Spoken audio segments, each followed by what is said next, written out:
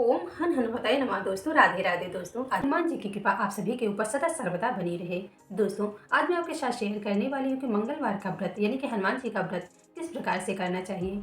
तो आज मैं आपके साथ बहुत ही सरल विधि से हनुमान जी की पूजा करना दिखाती हूँ। तो चलिए वीडियो को शुरू करती हूँ। तो दोस्तों जहाँ पूजा करना है वहाँ फर्श को अच्छे से साफ कर लेना है। उसके बाद फिर आपको एक लकड़ी का पटा ले लेना है। उसके ऊपर आपको एक लाल वस्त्र बिछा लेना है, क्योंकि हनुमान जी की पूजा करने के लिए लाल वस्त्र धारण किया जाता है और लाल ही वस्त्र बिछा करके हनुमान जी की पूजा की जाती है। उसके बाद फिर आपको थोड़ा सा अक्षत ले लेना है। ले करके एक जगह हनुमान जी को विराजमान कर देना है, फोटो तस्वीर मूर्ति को। उसी के जस्ट सामने आपको गणेश जी की मूर्ति को भी ऐसे विराजमान कर देना है। तो इस तरह से आपको थोड़ा सा चावल डाल देना है। फिर हनुमान जी की कोई फोटो तस्वीर मूर्ति को आपको ऐसे विराजमान कर देना है। उसके बाद फिर आपको गणेश जी को विराजमान कर देना है।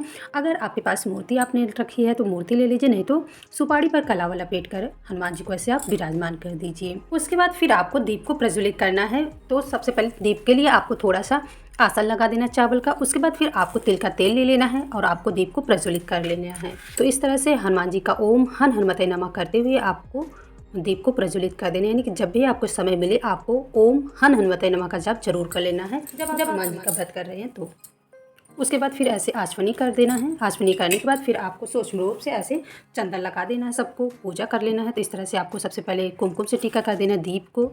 फिर आपको गणेश जी को चंदन लगा देना है। इस तरह से हनुमान जी को टीका कर दीजिए और आपको खुद को भी ऐसे टीका लगा लेना है। उसके बाद फिर आपको अक्षत ऐसे चढ़ा देना है। आपके पास फूल है तो आप फूल ऐसे चढ़ा दीजिए। हनुमान जी को लाल फूल बहुत ज़्यादा पसंद है तो हनुमान जी को लाल फूल से अर्पित कर दीजिए। गणेश जी को लाल फूल अर्पित कर दीजिए और दीप को आप कोई सा भी फूल अर्पित कर दीजिए। ऐसे आपको दीप को फूल अर्पित कर देना है। उसके बाद अगर आपके पास फूलों की माला है तो आप फूलों की माला अर्पित कर दीजिए। अगर नहीं है तो आप मोतियों की माला ऐसे अर्पित कर सकते हैं। तो इस तरह से आप फूलों की माला अर्पित कर दें हनुमान जी को। मोतियों की माला है तो मोतियों की माला अर्पित कर दी, नहीं तो इस तरह से आपको फूलों की माला अर्पित कर देना है। और अगर आपके पास रामचरितमानस की बुक है तो रामचरितमानस की बुक भी आप अपनी पूजा के पास ऐसे रख लें। अगर नहीं है तो कोई बात नहीं, और आपके पास सुंदरकांड की बुक है तो आप उसे भी अपनी पूजा के पास रख लें। राम रक्षा स्त्रोत की बुक है तो आप उसे रख लें। हनुमान चालीसा की बुक है तो आप उसे रख लें। तो इस तरह से आपको अपनी पूजा के पास हनुमान चालीसा रख लेना है, आपको रामचरितमानस की बुक रख लेना है। उसके बाद फिर आपको धूप जला लेना है। धूप जला करके अपनी पूजा के पास रख लेना ताकि ये सुगंधित रहे, जहाँ भी आप पूजा करते रहें वहाँ अच्छी सुगंध आती रहे। तो इस तरह से आपको धूप जला लेना है, जला करके ऐसे रख लेना है। उसके बाद फिर आपको वस्त्र स्वरूप कलावा अर्पित कर देना है सबको। सबसे पहले गणेश जी को ऐसे वस्त्र स्वरूप कलावा अर्पित कर दीजिए। फिर आपको दीप को ऐसे अर्पित कर देना है और आपको हनुमान जी को वस्त्र स्वरूप कलावा अर्पित कर देना है।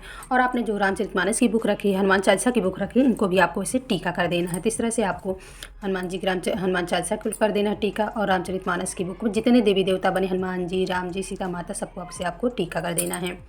टीका करने के बाद फिर आपको, अगर आपके पास 2 जनेऊ हो तो आप 2 जनेऊ एक गणेश जी को चढ़ा दीजिए और एक हनुमान जी को चढ़ा दीजिए।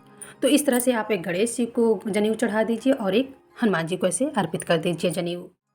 उसके बाद फिर से आपको इत्र अर्पित कर देंगे। तो इस तरह से सबको इत्र लगा देना है। इधर गणेश जी को लगा देना है, इधर दीप को लगा देना है, हनुमान जी को लगा देना है। इस तरह से आपको सबको इत्र लगा देना है। अगर आपके पास ऐसे स्टिक वाली नहीं है इस परफ्यूम तो आप कॉटन में लगा करके भी इत्र से सबको थोड़ा थोड़ा लगा सकते हैं। तो इसको भी आपको लगा देना है। तो इस तरह से आपको सभी को इत्र लगा देना है। उसके बाद फिर आपको भोग लगाना है। भोग में अगर आपके पास कोई मौसमी फल है तो आप मौसमी फलों का भोग लगा दीजिए।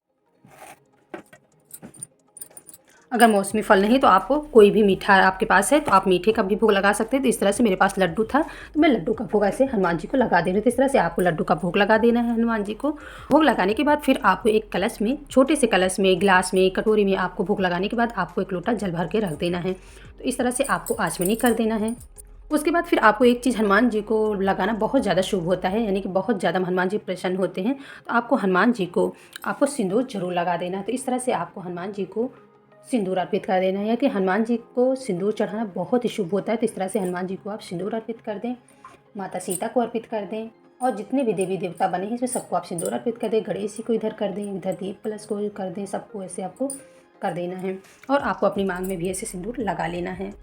बहुत ज़्यादा ज़रूरी होता है हनुमान जी को सिंदूर चढ़ाना। तो आपको हनुमान जी को सिंदूर पूजा में आपको ज़रूर अर्पित करना है। तो इस तरह से आपको हनुमान जी को सिंदूर अर्पित कर देना है।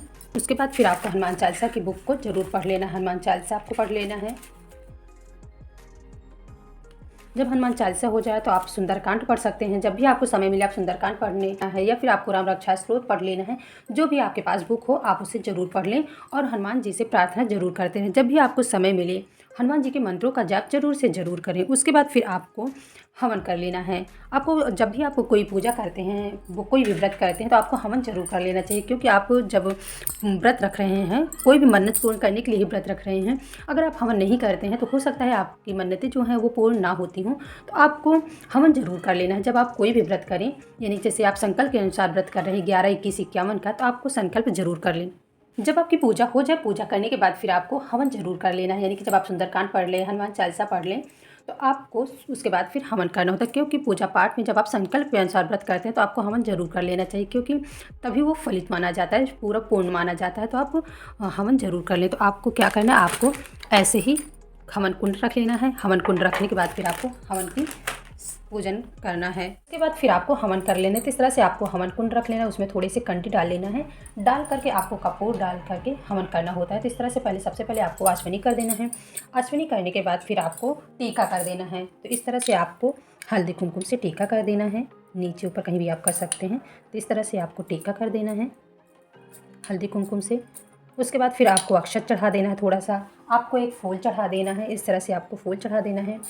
फिर से आपको आचमनी कर देना है।